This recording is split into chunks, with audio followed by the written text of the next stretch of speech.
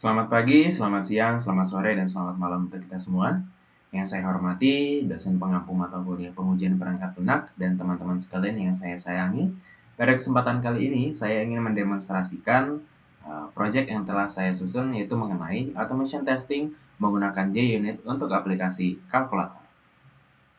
Oke, jika teman-teman di sini masih sama seperti saya, yaitu pemula untuk bahasa pemrograman Java, mungkin kita perlu untuk masuk sedikit mengenai tutorial bagaimana untuk membuat atau mengcompile program Java yang sederhana. Nah, untuk yang pertama sekali yang teman-teman perlukan, yaitu adalah mengkonfigurasi yang namanya OpenJDK. Nah, OpenJDK ini itu berguna untuk teman-teman dapat mengkompilasi program Java yang telah teman-teman buat. Nah, untuk mendapatkannya ya banyak karena Java itu open source ya. Jadi bisa didapatkan di link ini aja, terus langsung di-download dan diikuti aja dokumentasi bagaimana cara untuk konfigurasinya. Nah, nantinya kalau misalnya teman-teman sudah mengkonfigurasi OpenJDK, nanti teman-teman akan dapat menggunakan fungsi atau perintah yang namanya itu javc dan java. Nah, jadi untuk mencek apakah sudah dapat diinstal itu contohnya seperti ini. Java version. Nah, ini sudah terinstall yang versi 22.0.1. Lalu ada Java version. Nah, sudah terinstall yang 22.0.1 dan berbagai environment dan juga build-nya. Kira-kira seperti itu untuk konfigurasi OpenJDK. Berikutnya, karena kesempatan kali ini saya menggunakan Visual Studio Code untuk code editor saya, ya sebenarnya teman-teman bisa menggunakan code editor yang lain, entah itu IntelliJ IDEA dan lain-lain ya, silakan. Tapi pada kesempatan kali ini saya menggunakan Visual Studio Code. Oleh karena itu, kita perlu menginstal atau menambahkan extension Visual Studio Code yang namanya Java Extension Pack. Yang mana sih Java Extension Pack itu? Jadi yang ini. Yang ini benar. Jadi ada extension pack untuk Java. Nanti ini extension yang memungkinkan development Java kita yang memprovide Java IntelliSense, debugging, testing, Maven or Gradle, dan lain-lain. Jadi ini teman-teman perlukan untuk dapat mengcompile Java atau pemrograman Java di Visual Studio Code nantinya. Oke, mungkin kita coba membuat sebuah program sederhana dulu kali ya, menggunakan Java. Nah, jadi misal kita buat window baru untuk Visual Studio Code. Nah, kita kan tadi sudah menginstal OpenJDK nih, dan juga kita udah extensionnya juga udah kita configure atau udah kita tambahkan. Nah, jadi kalau misalnya kita membuat folder baru di Visual Studio Code, kita sudah ada pilihan untuk membuat create Java project di bagian ini. Nah, langsung aja kita klik, terus kita pilih yang no build tools. Nah, sebenarnya bisa banyak pilihan, ada yang menggunakan Maven, Gradle, Spring Boot, dan lain-lain, tapi karena kita ingin belajar dari dasarnya dulu, maka kita memilih yang no build tools. Nah, di sini kita buat dulu folder baru untuk menyimpan project kita. Kita buat aja namanya testing Java. Nah, ini kita pilih, selanjutnya kita input nama project testing Java dan kita confirm. Nah, secara default kita udah berhasil nih membuat project Java, dan secara defaultnya itu ada 3 folder yang disertakan dalam directory kita. Yang pertama ada untuk folder VS Code, lalu ada folder lib, nanti ini untuk bisa dependencies yang akan kita gunakan, lalu ada source. Nah, nanti ini adalah kode-kode yang akan kita jalankan atau kita kompilasi dalam project Java kita. Nah, pada defaultnya ini menggunakan ya seperti biasanya ya pada programming language yang lain, selalu untuk mengeluarkan pesan hello world dulu. Nah, jadi kita coba aja, kita compile ini. Nah, perintahnya itu kita build dulu atau kita compile dulu menggunakan perintah javc source app.java. Nah, ini tergantung penamaan file teman-teman ya. Kalau misalnya namanya main.java ya berarti main.java untuk perintahnya seperti itu. Nah, kalau misalnya ini testing.java ya berarti namanya testing.java. Tapi karena secara default ini adalah app.java, maka kita akan mengcompile-nya source/app.java atau ini path-nya gitu ya. Kita compile. Nah, kalau misalnya sudah berhasil kita compile, secara langsung Java akan membuat file app.class-nya. Itu hasil compile-nya. Selanjutnya untuk merun program ini, kita menggunakan perintah yang java mincp source baru spasi app. Nah, kalau kita run, ini seharusnya akan dalam terminal ini, di terminalnya akan memberikan pesan hello world. Coba kita jalankan. Nah, ini berhasil, ada pesan hello world yang ditampilkan. Nah, jadi mungkin kira-kira seperti itu untuk bagaimana cara mengkompil dan merun program sederhana dalam Java. Oke, jadi seperti yang sudah saya jelaskan tadi, automation testing ini akan menggunakan JUnit untuk melakukan testingnya. Nah, oleh karena itu, kita perlu menambahkan atau mengkonfigur JUnit dalam project testing yang ingin kita lakukan. Nah, setelah mengkonfigur nantilah, baru kita akan melaksanakan testing untuk beberapa fitur.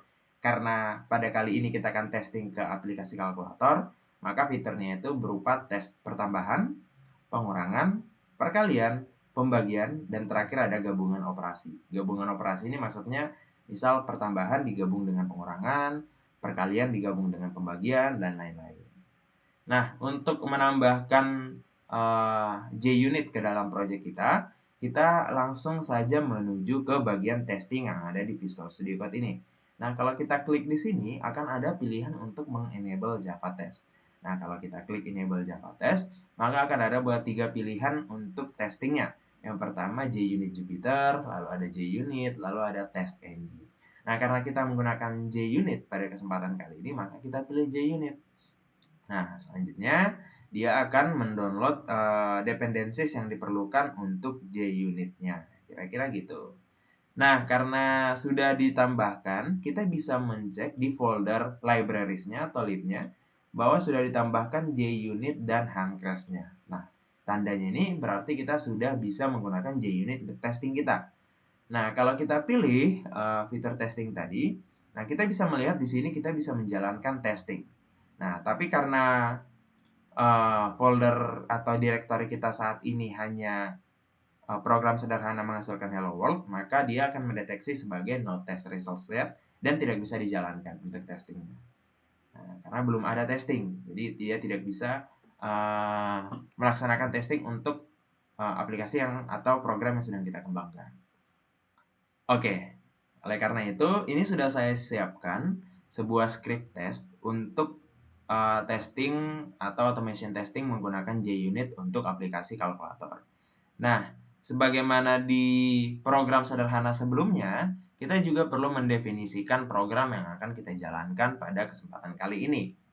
Nah, program yang kita jalankan ini kan ada namanya simple calculator. Oleh sebab itu, kita perlu mendefinisikan dulu fitur-fitur apa aja yang dapat dipanggil sebagai argumen dalam kalkulatornya. Nah, ini ada fungsi add. Nanti dia akan menerima parameter dua angka. Nah, nanti dia akan menjumlahkan kedua angka tersebut. Lalu untuk subtract dia akan mengurangkan dua angka tersebut. Untuk multiply dia akan mengalikan kedua angka tersebut. Dan yang terakhir untuk divide atau pembagi dia akan membagi kedua angka tersebut. Nah, untuk divide dia didefinisikan sedikit exception, yaitu bahwa pembaginya itu tidak bisa 0. Nah, selanjutnya untuk mentesting kalkulator ini, kita perlu membuat sebuah file yang saya beri nama calculatortest.java. Nah, calculator test ini pertama sekali kita harus mengimpor dulu nih JUnit yang udah kita tambahkan tadi atau udah kita configure tadi. Nah, JUnit pada default akan menjalankan seluruh pemanggilan argumen yang berada di bawah bagian test ini. Jadi yang bagian ini hingga yang ini dia akan dijalankan untuk secara otomatis mentesting kalkulator tadi. Nah, kalkulator tadi didefinisikan di bagian yang ini, new calculator. Nah, untuk bentuk dari pemanggilan assert ini, dia itu bentuknya seperti ini. Argumen pertama adalah message yang ditampilkan jika testing itu gagal. Yaitu contohnya 2 plus 3 should equal 5. Kalau misalnya gagal, maka dia akan memberikan message ini. Nah, yang kedua argumennya adalah expected result. Nah, kita kan perlu memberikan panduan atau patokan bagi si program ini untuk menentukan apakah testing ini berhasil atau tidak. Maka ada expected result-nya. Nah, expected result-nya contohnya yang 5, 2, 6, dan sebagainya ke bawah. Selanjutnya ada test values, yaitu parameter yang akan kita teruskan kepada argumen untuk dijalankan berdasarkan fungsi yang dipanggil, yaitu misalnya add. Add ini kita berikan variabel 2 dan 3, maka dia akan menambahkan 2 dan 3, expected-nya 5. Nah, kalau gagal dari situ atau expected-nya tidak atau angkanya ini tidak mencapai expected, maka ada message yang ditampilkan. Nah, begitu juga untuk subtract, multiply, dan divide. Untuk tambahan operasi di sini ada yang penambahan dan pengurangan. Jadi dia di-add dulu baru dikurangi. Dan ini satu lagi ada perkalian dan pembagian, yaitu multiply dulu baru dibagi.